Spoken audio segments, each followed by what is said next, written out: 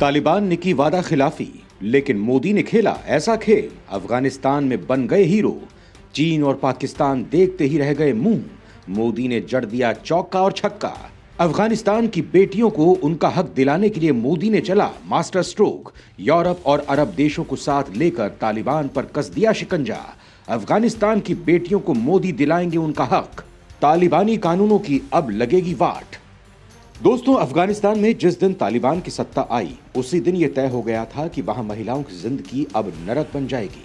उनके सारे अधिकार छीन लिए जाएंगे, उनकी सारी आजादी खत्म कर दी जाएगी, उनके सारे अरमान दफन कर दिए जाएंगे। उन्हें अब घर की चार दीवारियों में रहना होगा, मर्दों की गुलामी करनी होगी, उनकी चाकरी में दिन गुजारना होगा। शरीयत के नाम पर उन्हें यातनाएं दी जाएंगी, उनकी जिंदगी को नरक बना दिया जाएगा।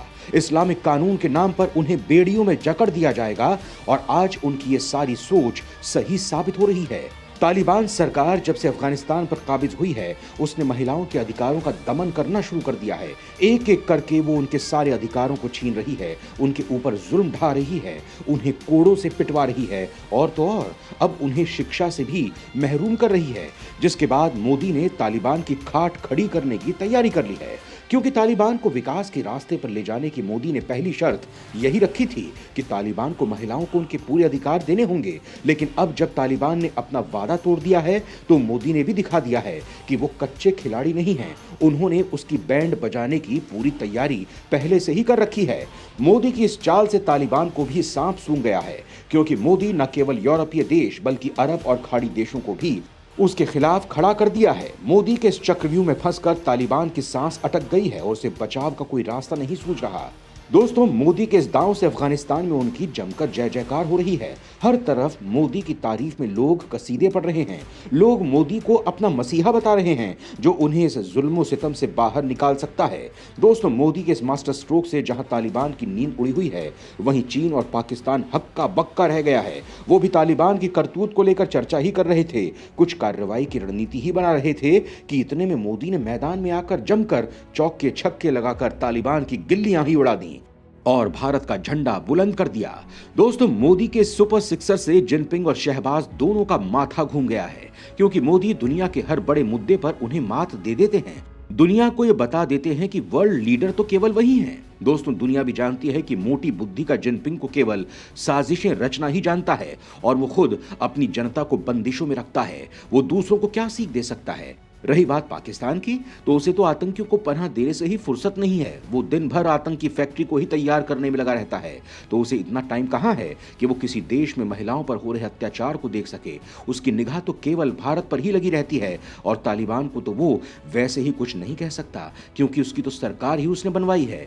कहने का सार यही है कि भारत ही केवल ऐसा वर्ल्ड लीडर है जो दुनिया को वसुधैव कुटुंबकम की नजर से देखता है, सबका साथ सबका विकास की नीति पर चलता है। इसीलिए अफगानिस्तान में लड़कियों की शिक्षा पर भी जब पाबंदी लगी, तो उसने ही आवाज बुलंद की। दोस्तों, हालांकि भारत तालिबान के साथ रिश्ते बढ़ाना चाहता है, लेकिन उसके नियम और कानूनों के मुताबिक नहीं, बल्कि अपने नियम और शर्तों पर, जिसकी उसने शुरुआत भी कर दी है। दोस्तों, आज के इस वीडियो में मैं आपको भारत की इसी रणनीति के बारे में बताऊंगा, जिसकी शुरुआत मोदी ने की है। लेकिन सबसे पहले आपको अफगानिस्तान में बेटियों की शिक्षा पर लगे ग्रहण के बारे में बता देता हूं, जिसे लेकर भारत ने आवाज उठाई है।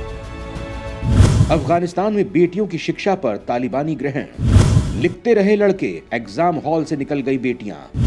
बेटियों के छल के आंसुओं का मोदी लेंगे तालिबान से पूरा हिसाब। दोस्तों, ये तस्वीरें गवाह हैं कि अफगानिस्तान में कुछ ऐसा हुआ है जिसने इन बेटियों के सब्र का बांध तोड़ दिया है, उनकी उम्मीदों को चूर चूर कर दिया है, उनके सपनों के पंखों को काट दिया है। तभी तो इनका दर्द आंसू बनकर आंखों से छलक रहा है।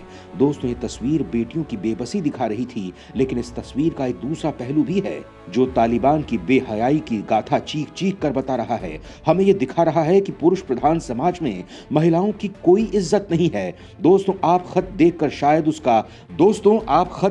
शायद उसका मजमून नहीं भांप पा रहे होंगे, इसीलिए आपको पूरी कहानी तफसील से समझा देता हूं।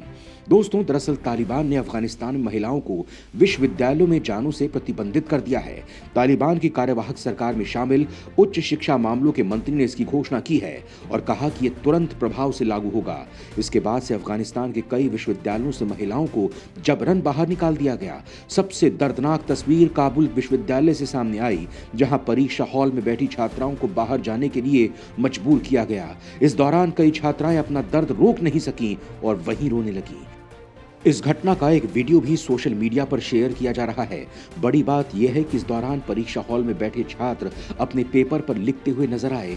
दोस्तों, आपको बता दूं कि तालिबान ने अगस्त 2021 में अफगानिस्तान पर कब्जे के चंद महीने बाद ही सेकेंडरी स्कूलों में लड़कियों के दाखिले पर प्रतिबंध लगा दिया था। तालिबान के इस फैसले के खिलाफ भी व्यापक प्रतिक्रिया देखने को मिली थी। अमेरिका, भारत, चीन समेत दुनिया भर के देशों ने तालिबान के इस फैसले का विरोध किया था। अब ताजा फैसले से तालिबान की महिलाओं की शिक्षा को लेकर सोच साफ हो गई है।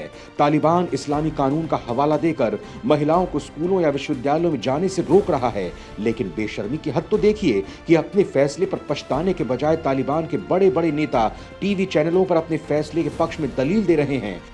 दोस्तों, आपको बता दूं कि तालिबान ने अफगानिस्तान से अमेरिकी सैनिकों की वापसी के बाद उदारवादी रुख दिखाने का ऐलान तो किया था।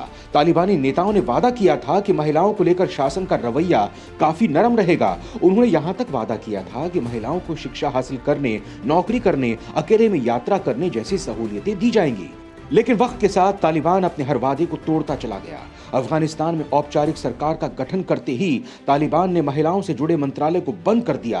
दूसरे मंत्रालय में महिलाओं को नौकरियों से निकाल दिया। इतना ही नहीं, महिलाओं के शहर से बाहर अकेले में यात्रा करने पर भी प्रतिबंध लगा दिया। उनके लिए सार्वजनिक स्थानों पर बुर्का पहनना जरूरी बना दिया।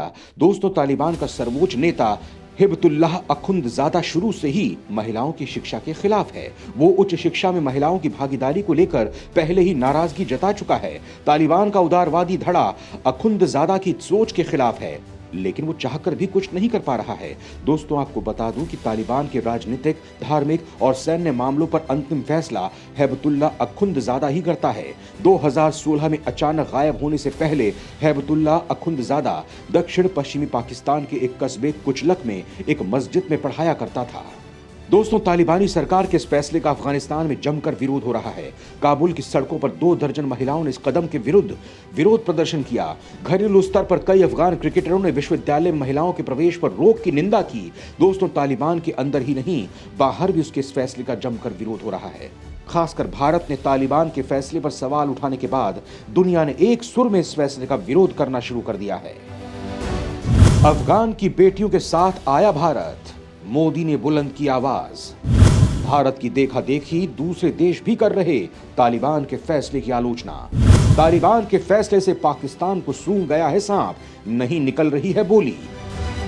दोस्तों, तालिबान की वादा खिलाफी को लेकर भारत सरकार ने विरोध का झंडा गाड़ दिया है। भारत ने कहा है कि वो तालिबान के अफगानिस्तान के विश्वविद्यालय में महिलाओं के प्रवेश पर प्रतिबंध लगाने संबंधी खबरों से चिंतित है। साथ ही भारत ने काबुल में एक ऐसी समावेशी सरकार के गठन के अपने आह्वान को दोहराया जो अफगान समाज में महिलाओं और लड़कियों के लिए समान अधिकार सुनिश्चित करे।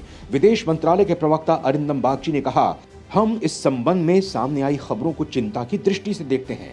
भारत ने अफगानिस्तान में महिलाओं की शिक्षा के अधिकार का लगातार समर्थन किया है। दोस्तों, भारत के साथ ही America, Australia, Canada, France, Germany, Japan और ब्रिटेन समेत कई देशों ने विश्वविद्यालयों में महिलाओं के प्रवेश पर प्रतिबंध लगाने के तालिबान सरकार के फैसले की कड़ी निंदा की है। तालिबान के इस फैसले की संयुक्त राष्ट्र अमेरिका समेत कई देशों ने निंदा की है।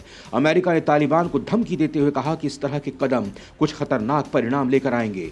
अमेरिकी विदेश मंत्री एंटनी ब्लिंकन ने कहा कि तालिबान को अंतर्राष्ट्रीय समुदाय का वैध सदस्य नहीं माना जा सकता जब तक वो अफगानिस्तान के सभी के अधिकारों का सम्मान ना करे।